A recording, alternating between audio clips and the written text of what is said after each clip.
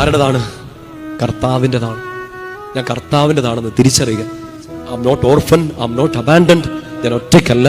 ഞാൻ ആരുടെ സ്വന്തമാണ്? ഈശോയുടെ സ്വന്തം, കർത്താവിന്റെ സ്വന്തം. ആ വാക്യം ശ്രദ്ധിച്ചേ. ഞാൻ കർത്താവിൻ്റെതാണെന്ന് ഒരുവൻ പറയും. സ്വന്തം കയ്യിൽ കർത്താവിനുള്ളവൻ എന്ന് മുദ്രണം ചെയ്യും. ഇംഗ്ലീഷ് ബൈബിൾ നമ്മളിങ്ങനെ വായിക്കാം, ദ ലോർഡ്സ് അപ്പോസ്ട്രോഫി ടെസ്, ദ ലോർഡ്സ്, കർത്താവിൻ്റെത്. കർത്താവിൻ്റെത്. ഞാൻ ആരുടേതാണ്? കർത്താവിൻ്റെത്. ഞാൻ കർത്താവിൻ്റെതാണെങ്കിൽ എൻ്റെ കാര്യം ആര് നോക്കിക്കോളും? കർത്താവ് നോക്കിക്കോളും. നിങ്ങൾ നിങ്ങളുടെ മക്കളെക്കുറിച്ചോ ജീവിത പങ്കാളിയെക്കുറിച്ചോ പ്രിയപ്പെട്ടവർക്ക് വേണ്ടിയൊക്കെ പ്രാർത്ഥിക്കുമ്പോഴും അവരുടെ ഉള്ളിലോട്ട് ഈ ബോധ്യം നിറയാൻ വേണ്ടി പ്രാർത്ഥിക്കുക. ഞാൻ കർത്താവിനുള്ളതാണെന്ന് നിങ്ങളുടെ പ്രിയപ്പെട്ടവരെ തിരിച്ചറിയട്ടെ. ഞാൻ കർത്താവിനുള്ളതാണ്. നിങ്ങൾ ചിലപ്പോൾ നിങ്ങളുടെ പ്രിയപ്പെട്ട ഒരാളുടെ രോഗം മാറാൻ വേണ്ടി പ്രാർത്ഥിക്കുകയായിരിക്കും, നല്ലതാണ്. പക്ഷേ അവർക്ക് വേണ്ടി പ്രാർത്ഥിക്കേണ്ടത് ഇങ്ങനെയും കൂടിയാണ്. കർത്താവേ, രോഗിയായ എൻ്റെ ഈ പ്രിയപ്പെട്ട ആൾ അങ്ങയുടേതാണെന്ന് ആ ആൾക്ക് ബോധ്യം കിട്ടട്ടെ.